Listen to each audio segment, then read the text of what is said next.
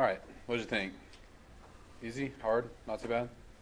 I noticed actually on the first one, I didn't exactly show you how to get all the factors of a number. So that's probably worth mentioning, but what are the factors of a number? We did the prime factorization, but each one of those numbers are factors, right? So it's like a factor, so it's like the opposite of a multiple. So factors are, numbers which a value is divisible by. So earlier, some people, when we were first looking at the prime factorization, or the least common multiple, some of you guys wanted to go down to like 2. Well, that would be fine. That's actually a common factor, though. So because it's a number that the number is divisible by. So there are some tricks, I guess. Like, does anybody know any of the tricks? Like, for example, 42 is definitely divisible by what? It's got to be 2. How do you know 2? Yeah, so what that tells you is like it's 2 times 21. But if you're trying to find all the factors, you're not going to necessarily break it down from there. You want to go find all the other things that 42 is divisible by. So what is it also divisible by? It is divisible by 6. How do you know? How did you know it's divisible by 6? Did you guess? Or you just know your multiplication facts, maybe? Because 6 times 7? Yeah, right? So there is a way to know if numbers are divisible by 6. Does anyone know the trick? That's the 9s, yeah, but if a number's digits add up to multiple of 6, then the whole thing is divisible by 6. So since 4 plus 2 is 6, then that means the number is divisible by 6. That actually works. That works for 3s as well. So actually 42 is divisible by 3 because 4 plus 2 is 6 and 6 is divisible by 3. That works for 3s, 6s, and I think 9s. I believe. So 42 is also, if you divide it by 3, what do you get?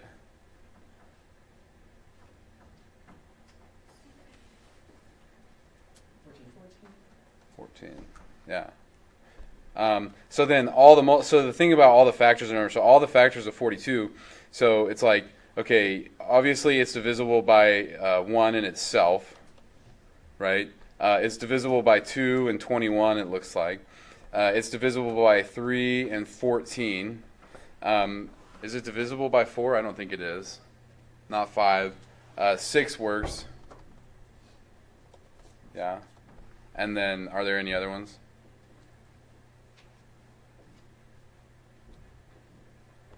I don't think there's any other ones. So, anyways. Okay. But finding all the factors, there is no real great way to do it. It's just, you just got to go through it. You just got to look through the number. You just got to check a lot of times. One way you can do it, like if you're checking going up, like you can know when to stop. Does anybody know how to know when to stop? Well, it tells you in the book a little bit, but you can know when to stop by if the number's like more than, by the time you get halfway to the number you're dividing out of, then, if there's nothing between 14 and 21, by the time you get to 21, 21 is half of 42, and so there's not going to be any bigger ones that you haven't already caught by going up, but anyways. So then for 48, what's 48?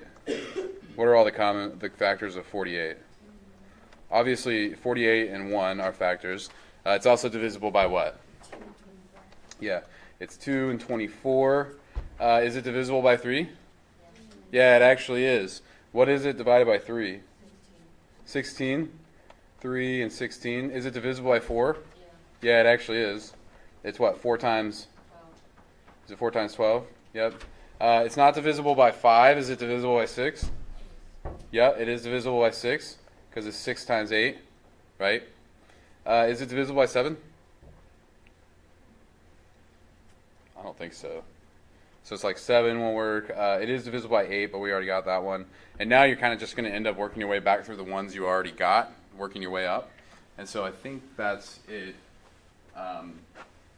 It's not divisible by any of the weird ones, right? Like 11 or 13, anything like that. Yeah, I don't think so. So I think that's all of them. So anyways, those are all the factors. So these are all the factors. It's different than the prime factorization. Prime factorization is just breaking it down to the primes, but Okay, and then what, 200? 200 was a lot harder, so 200 could take you quite a while. There's a lot of those. Does anybody actually get all of them? I don't know. It's what, 1 and 200, which means 2 and 100, right? It's not divisible by 3, but it is divisible by 4 because it's 4 times what? 50. It's divisible by 5 because it's 5 times 40. I don't think it's divisible by 6 or 7 or 8. Maybe 8. Yeah. What is 8? 25. 25. Yeah. And then you're going up, so what is it? 8, 25, 9, no. 10 will work though, right? Because it's 10 times 20. Right? And then what else? 11 doesn't go. 12 does it go? Is it divisible by 12? No. No? Okay, not 12. Can't be 13, maybe 14? No. No? Okay. 15? I don't know. You kind of just have to guess and check until you give yourself up. But 15, I don't think works. 16, maybe? Don't think 16 works, no. I think we're out. Yeah. All right, anyways. It's pretty boring, but you get the idea. Okay? So those, if it's asking for the factors, it's actually literally looking for every single number is divisible by. All right. So we'll go into the next part. It just said, are they prime or composite? To decide whether they're prime or composite, so we discussed a prime number is something that's only divisible by itself in 1. So composite is the opposite of prime. Composite means it's not prime. So what about 67? Is 67 divisible by anything? Did anybody find anything it was divisible by? It's not. So 67, I believe, is prime. Okay. How about 119?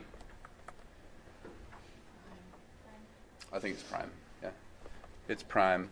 And then sometimes, if you're not sure, you just have to check numbers. What about 51?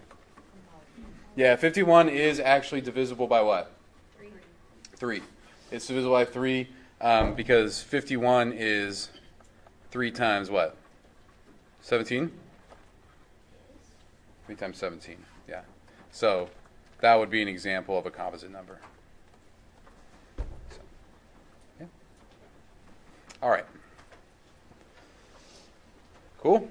Any questions about that? Difference between a prime and a composite? Yeah. I got 7 and 17 on 19. That's true. I was wrong. That is not prime. You were right. 7 times 17. Yeah. Good catch. There's not really a trick to know if something's divisible by 7. So we really just would have had to have checked it. So actually that one's composite. Nice. All right. Good catch. So then for the next one, the prime factorization, though, that one there's no real guessing and checking. You just break it down the way we were doing it before, right? So 78, you can find a lot of factors. Doesn't matter where you start, but it's got to be divisible by 2, right? I always start with 2 if I can because it's even. And then the numbers start getting smaller. So what does that go down to? 39? I think 2 times 39. Yeah, and then 39 is divisible by 3, and 3 times 13. And then that's as far as you can go. So 78 is 2 times 3 times 13. That'd be prime factorization 78. Okay. 420, I always pull out 10s if I can usually because that's an easy one to spot because it ends in a 0, and it gets the numbers down really small really fast. So I might divide the 10 out, and you get a 10 times 42. So then the 10 will break apart as 2 times 5. And then 42, also even, right? So that would be 2 times, 21? And 21 is 3 times 7, yeah. Or 7 and 3. So now you've got your prime factors down at the bottom. And we usually do them in order.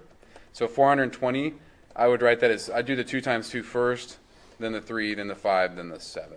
Just like that. Yeah. If you did it differently and it's ordered differently, is that wrong then? No. I did 7 and 60. Yeah, right. You can break it apart as 760. Yeah, it doesn't really, the order doesn't matter. It's just like convention. That's just, normally we write the numbers from smallest to largest. Yeah. So, okay. Questions on either of those? So the last one there was 252. So it's definitely divisible by, it's got to be what? Got to be divisible by 2 because it's an even number. So if you do divide it out, I think it's 126. That's also an even number, so I know I can at least take a 2 out of that.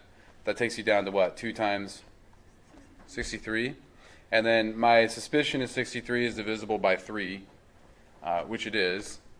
It's 3 times 21, and then 21 is 3 times 7. So then you just take all those factors. So it's 2 times 2 times 3 times 3 times 7. And, you know, just like equations are nice, you can always check them. These are nice because you can always check them because you just multiply the numbers back out and make sure you get to the number you were trying to get to. You know, multiply those numbers out and make sure they come out to 252, and now you know you got the right answer because it's all prime numbers. All right? Questions about that? I can tell finding prime factorizations and least common multiples is very riveting content. But I promise you, it's not, this is just stuff we need to review so that later on when we need least common multiples, we at least kind of have touched on it before. All right? So then if you're going to, now 12 and 16, these are pretty small numbers. So if I'm going for least common multiple of 12 and 16, I would probably just go multiples of 16 for something like that because I think you're going to hit it pretty quick, right? Because 16 doesn't work, so you go to 32, which doesn't work. But then 16 times 3 is 48, and 48 is divisible by 12. So you'll hit the least common multiple pretty quick doing it with that strategy. Okay. Yeah. Question? Oh, okay. All right.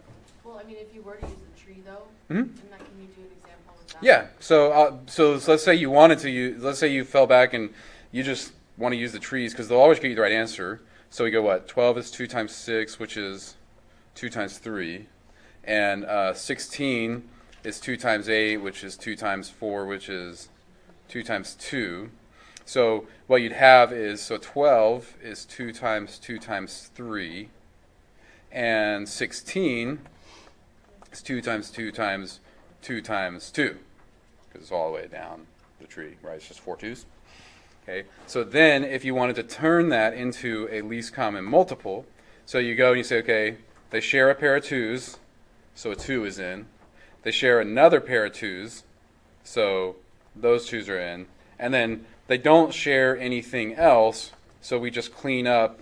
We need these other 2, this pair of 2's, so it's divisible by 16, and then we throw in the 3 because that's divisible by, to make it divisible by 12. And then that would be your least common multiple. And you can check it out. So 2 times 2 is 4 times 2 is 8 times 2 is 16 times 3 is 48. So it'll work that way as well. Yeah. Okay. Yeah, it's really just a matter of how big the numbers are and which way you like to do it better. Because they'll both get you the right answer. So like here, if I was going to, what's the next one? 28 and 40. Right? The least common multiple. Okay. Well, we could go multiples of 40 if you want, like 40, 80, 120, something like that. But I don't mind doing factor trees. I don't think they're too bad. So I would probably go ahead and split 28 apart. So that's 2 times 14, which is 2 times 7.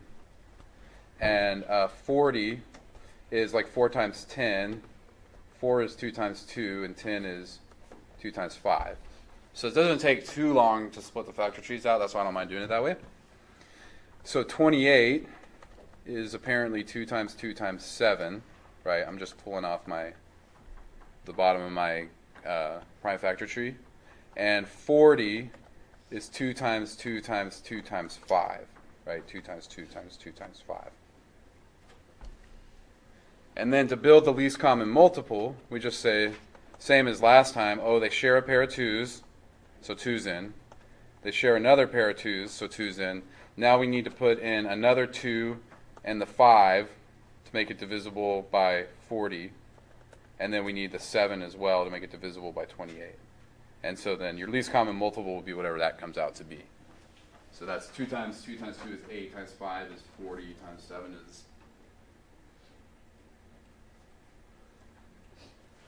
280? Yeah. Thank you.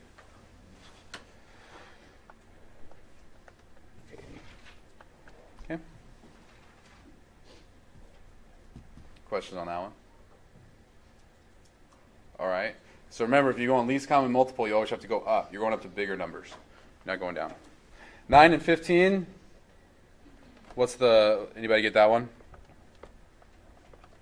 What's the least common multiple of 9 and 15? Is it 135? Yep. How did you get? Did you go by multiples or did you do least common multiple?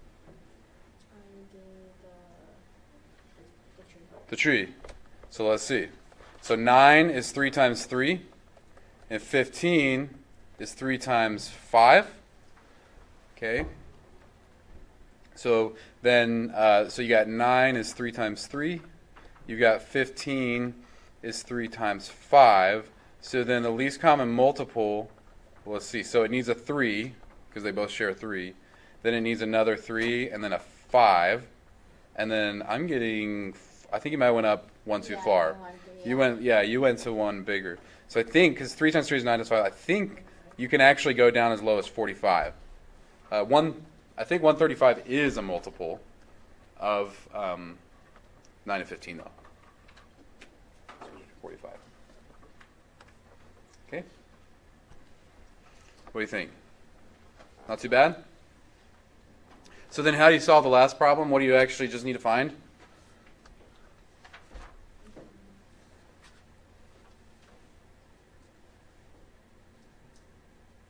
It's on the same worksheet of all the other stuff that we just did, so you probably just need to find the what? You just need the least common multiple. What you're really looking for is the least common multiple of 12 and 8. This one happens to be pretty easy, right? Because 12 is not divisible by 8, but 12 times 2 is 24, and 24 is divisible by 8. And so then the answer here is that you can buy 24 cups and plates, right? You just are going to end up with like 2 packs of these and 3 packs of these. So, but the least common multiple is what helps you know what that value should be. Okay? Cool? So, that's pretty much all that Chapter 1 covers is like the basics with numbers and equations that we covered up to yesterday, and then this LCM stuff. So you could actually feasibly take both of the Chapter 2. I think there's 2 Chapter 2 quizzes. I'm pretty sure. I split them into 2. And so you could actually take all of the Chapter 2 quizzes anytime you want. We're going to actually start into Chapter 3 next week. But you definitely have to take your first one today because it's due. So, all right? Cool. And I will see you all on Monday.